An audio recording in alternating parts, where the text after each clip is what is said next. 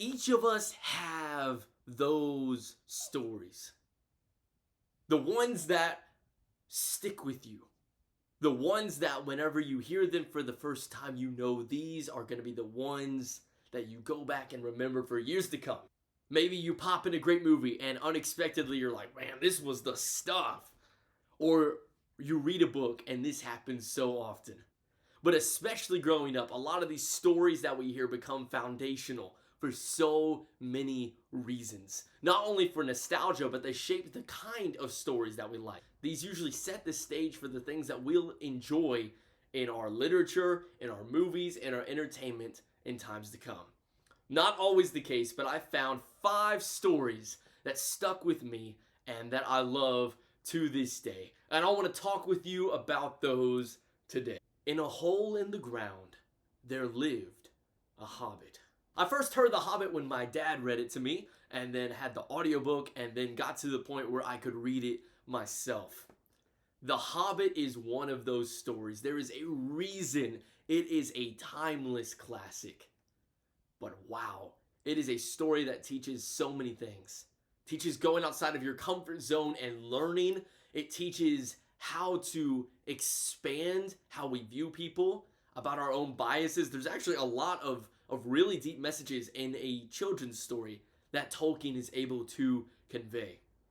For me, of course, those themes when I was younger probably went unnoticed and just rooted themselves. But the story itself is so timeless. This story of a person who leaves behind their home and goes to be a part of something incredible. Goes off on an adventure with a bunch of hairy dwarves who are against everything that the character has known in his comfortable lives. Bilbo Baggins stands as one of my all-time favorites. And The Hobbit tells a story of bravery, of courage, and is absolutely a story that sticks with you. It is a timeless classic. How much do I need to say about Harry Potter? This series really cranked up my love for fantasy. More specifically, my love for the magical, for the weird, for the unknown. Harry Potter is a perfect series in my mind. Of course it has its flaws. Of course it has the things where I prefer one book over another, or I think something did it better here than there, but I tell you what, there is magic within these pages that is just mind-blowing.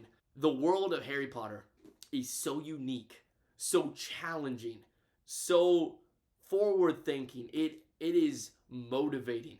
I can't tell you how many books I wrote myself when I was younger based on Harry Potter.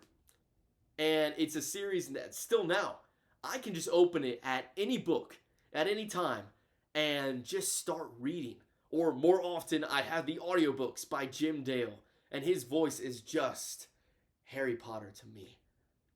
This world, this story, shaped the way that I view fantasy. It shaped the way that I view story, and it showed me a direction that I wanted to go. So many of the classics that I enjoy now, so many of the books that are forward-reaching now, I love because of Harry Potter. The Name of the Wind impacts me on such a deep level that it does. I think in part because of Harry Potter, because it established those characters, that school setting, the love of fantasy that can be had at this level. I know a lot of stories did it before Harry Potter, but Harry Potter is what came into my life and impacted me in so many ways. The Chronicles of Narnia by C.S. Lewis. This is a story that got me introduced to thinking about our world in comparison to a magical one. I can't tell you how many times I wanted to go through the wardrobe to experience the magical world of Narnia. This was the story, not only The Lion, the Witch, and the Wardrobe, but my personal favorite of the 7 Narnia books, The Horse and His Boy. Narnia shows, of course, a very rich landscape of themes and things that pertain to our life. C.S. Lewis shares great wisdom here, but also the adventure, the talking animals in abundance here. I loved when I was younger. And Narnia then proceeded to change as I grew up with series like Beyonders, series like Five Kingdoms by fantastic author Brandon Mull. But then also saw there's so many adult series that take this same method of traveling through the wardrobe to show us more about story, to show comparisons between our world and other worlds. And sometimes this is a Wizard of Oz situation where it's better being home. But sometimes we see how the weird, how the fantastical can then shape who we are as people. And it's a great allegory going forward for how we as adults will then experience a strange world that is nothing like the world we knew as kids. It's a powerful story, and what a great, ingenious writing by C.S. Lewis. Eragon, The Inheritance Cycle by Christopher Paolini is such a great read. This was my gateway into fantasy. What a great step.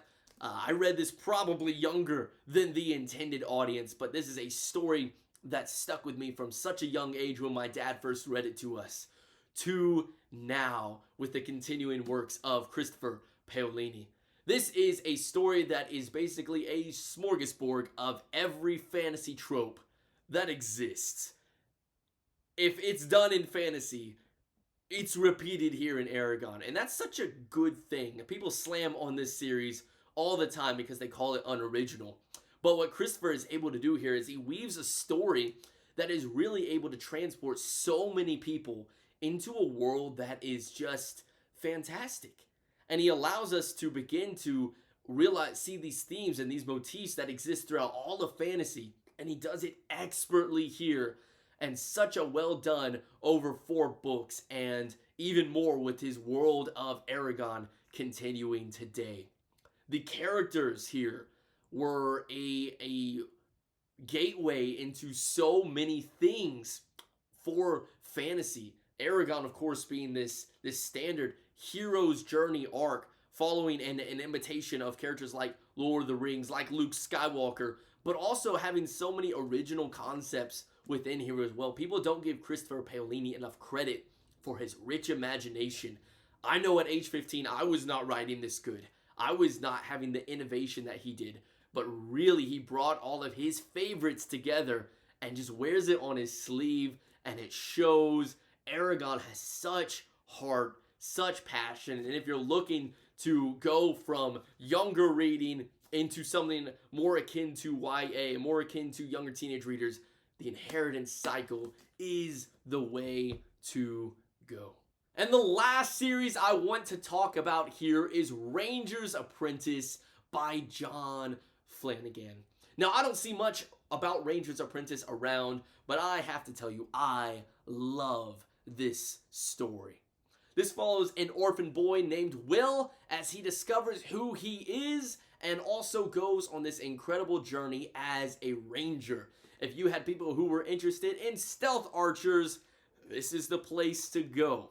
He writes incredibly well, and it was one of the first books that I saw at a bookstore, and I said, I want to buy that. I got it for my birthday, went through it in a day, and wow, the story is still one of the most impactful to me even now. Now, while the rest of the series does get increasingly worse in quality the further down the road you get, as some series do when you have 26 to 28 books, Ranger's Apprentice, this first book, is so well done, and it's so beautiful and so perfect in its examination of friendship, of young love, of mentor relationships. Ranger's Apprentice is so good, and I highly recommend it to anyone.